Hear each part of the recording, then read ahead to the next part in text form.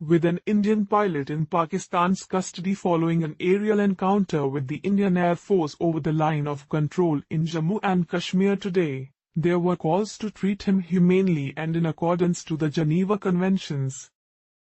According to experts, Pakistan had violated the conventions by releasing a purported video showing him tied up and bloodied on social media.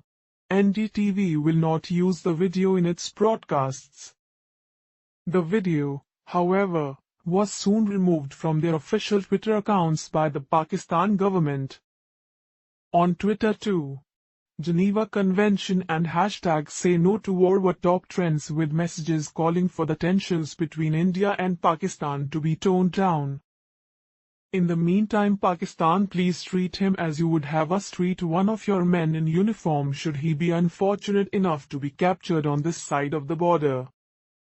Our prayers are with the brave EAP pilot and his family in this very difficult time. Under Article 3 of Geneva Conventions, every party is required to treat prisoners humanely.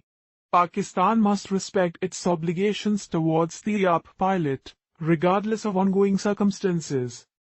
I, as a citizen of Pakistan, request my government to treat the captive Indian pilot well and send him back ASAP as a gesture of peace.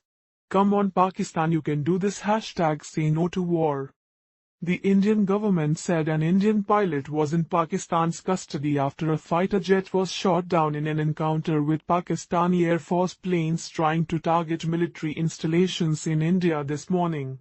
It said it expected the pilot's immediate and safe return.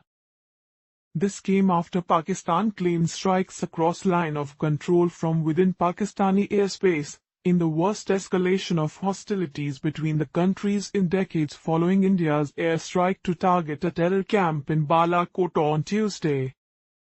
The Geneva Conventions were signed by world leaders in 1949 following the horrors of the Second World War. Ratified by 196 countries, it is the most widely supported international treaty of its kind. The Geneva Conventions extensively define the basic rights of wartime prisoner, including civilians and military personnel, established protections for the wounded and sick, and established measures to safeguard civilians in and around a war zone.